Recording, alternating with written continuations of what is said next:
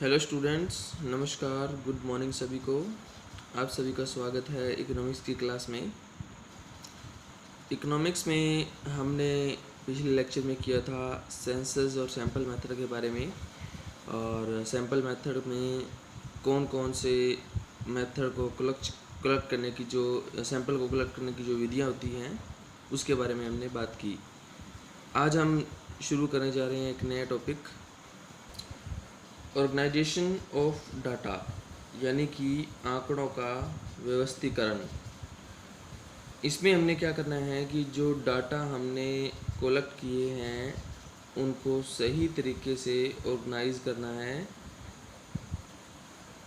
और जैसे हम डाटा कलेक्ट करते हैं तो उसमें अलग अलग नेचर के डाटाज होते हैं, अलग अलग नेचर की इकाइयाँ जो है मौजूद होती हैं। तो हमने क्या करना है, उनका वर्गीकरण करना है। जैसे कि समान नेचर की जो इकाइयाँ हैं उनको एक जगह पे रखना। एग्जाम्पल के तौर पे मान लीजिए पूरे स्कूल में 1000 बच्चे हैं और अलग अलग क्लास में पढ़ते हैं सभी। अब उनको अगर हमने ऑर्गेनाइज करना है तो हम कैसे करेंगे, फर्स्ट क्लास में पढ़ने वाले बच्चों को अलग कर रख देंगे, सेकंड वालों को अलग रख देंगे, +2 वालों को अलग रख देंगे, +1 वालों को अलग रख देंगे, 10th वालों को अलग रख देंगे। तो इस तरह से हम उनको क्या करते हैं, ऑर्गेनाइज करते हैं। यानी कि हमने क्या करना है, डाटा का वर्गीकरण करना है। वर्गीकरण का मीनिंग क्या होता है कि इसमें जितने भी डाटा हमने कलेक्ट किए हैं उन सभी डाटाज को, उन सभी आंकड़ों को उनके फीचर्स के अकॉर्डिंग क्या है, अलग अलग पार्ट में या अलग अलग क्लास में डिवाइड करना, उसको हम क्या कहते हैं, क्लासिफिकेशन कहते हैं। जैसे कि एजुकेटेड और अनएजुकेटेड को अलग अलग रखना, पुअर को और रिच को अलग अलग रखना, मेल फीमेल को अलग रखना, या किसी भी जाति के आधार पर क्या है उनको अलग अलग बांट देना, हाइट के आधार पर उनको अलग अलग क्या है रख देना, तो उसको हम क्या कहते हैं, क्लासिफिकेशन कहते हैं। अब हमारे पास जो पॉइंट है वो है ऑब्जेक्टिव ऑफ क्लासिफिकेशन, यानी कि वर्गीकरण के क्या उद्देश्य हैं। क्लासिफिकेशन का सबसे पहला जो पॉइंट है वो है सिंप्लीफिकेशन एंड ब्रीफनेस। यानी कि जब हम डाटा का वर्गीकरण करते हैं, उनको अलग अलग क्लास में बांटते हैं, तो डाटा पहले की तुलना में क्या है, ज़्यादा सिंपल हो जाता है और ज़्यादा ब्रीफनेस जो है उसमें आ जाती है।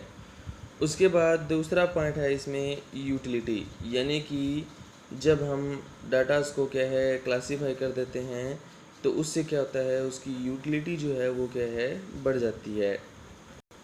क्योंकि एक जैसे नेचर के डाटा एक जगह इकट्ठे हो जाते हैं तो उनकी उपयोगिता जो है वो क्या है, पहले से ज़्यादा बढ़ जाती है। उसके बाद अगला पॉइंट आता है कि जब हम क्या है अलग अलग नेचर के डाटा को क्या है अलग अलग जगह रखते हैं तो उससे क्या हो जाता है कि उनमें हम क्या है डिफरेंस क्रिएट भी क्या है कर सकते हैं। अगला पॉइंट आता है कंपेटिबिलिटी, यानी कि तुलना करना, कंपेयर करना क्या है इसमें पॉसिबल हो जाता है। जैसे कि अगर हम मेल और फीमेल को अलग अलग रखें तो हम ये देख सकते हैं कि एक पर्टिकुलर एरिया में मेल कितने हैं और फीमेल कितने हैं। इसी तरह से एजुकेटेड कितने हैं और अनएजुकेटेड कितने हैं, ये भी हम क्या है देख सकते हैं। अगला जो पॉइंट है वो है हमारा साइंटिफिक अरेंजमेंट, यानी कि जब हम आंकड़ों को, जब हम डाटा को क्या है सही तरीके से क्लासीफाई करते हैं, उनको व्यवस्थीकरण करते हैं, तो उससे जो डाटाज हैं वो साइंटिफिक तरीके से क्या है अरेंज हो जाते हैं।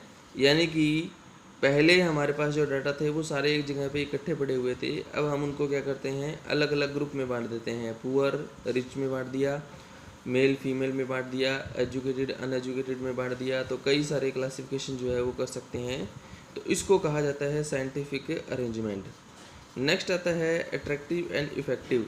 जब देखो कोई भी चीज़ है, मान लो वो इकट्ठी पड़ी हुई है सभी, फॉर एग्जांपल क्या है, मान लो स्कूल के बच्चे सारे के सारे इकट्ठे बैठे हुए हैं एक ही जगह पे घुल मिल करके, ठीक है, और उसमें पता नहीं चल रहा कि कौन सी क्लास के बच्चे कहाँ बैठे हैं, तो उससे सही तरीका वो नहीं है।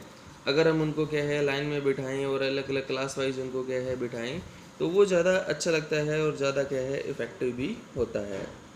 तो ये थे ऑब्जेक्टिव क्लासिफिकेशन के। अगला पॉइंट है हमारा कैरेक्टरिस्टिक ऑफ गुड क्लासिफिकेशन। एक अच्छे क्लासिफिकेशन की, अच्छे वर्गीकरण की कौन कौन सी विशेषताएं होती हैं। तो सबसे पहला पॉइंट आता है कंप्रहेंसिवनेस, यानी कि जब भी हम डाटा का क्लासिफिकेशन करते हैं, उनको अलग अलग वर्ग में बांटते हैं, तो हमें इस बात का ध्यान रखना चाहिए कि कोई भी डाटा जो क्या है रहे ना, उस क्लासिफिकेशन से क्या है बाहर ना आए। तो जब सही से अगर क्लासिफिकेशन हो जाता है तो कोई भी डाटा क्या है उस वर्ग से क्या है, उस क्लास से क्या है बाहर नहीं आता। जिस क्लास में जिस डाटा को आना चाहिए वहाँ पर वही डाटा क्या है हमें अवेलेबल मिलता है। अगला पॉइंट आता है क्लियरिटी। तो कहते हैं कि जब हम क्लासिफिकेशन को बहुत ही अच्छे तरीके से करते हैं तो उससे हमें ये क्लियर हो जाता है कि कोई भी डाटा है वो कहाँ पर हमें अवेलेबल होगा, वो आसानी से हमें पता चल जाता है। फॉर एग्ज़ाम्पल, अगर हम क्या हैं बच्चों को अलग अलग क्लास वाइज क्या है उनको बिठाएं हैं अलग अलग रूम में, तो हमें पता है कि फ़र्स्ट क्लास कहाँ बैठी है, 12th क्लास कहाँ बैठी है, 10th क्लास कहाँ बैठी है। तो ये हमें पता चल जाता है कि कौन सा डाटा हमें कहाँ पर मिलेगा।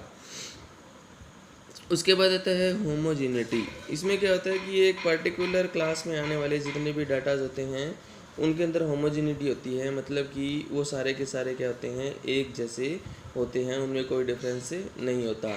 जैसे कि एग्जाम्पल के तौर पे 9th क्लास में पढ़ने वाले जो बच्चे हैं, तो 9th क्लास में अगर हम जाएंगे तो वहाँ पर सभी बच्चे वही होंगे जो 9th क्लास में पढ़ते हैं, उन सभी में ये समानता होगी।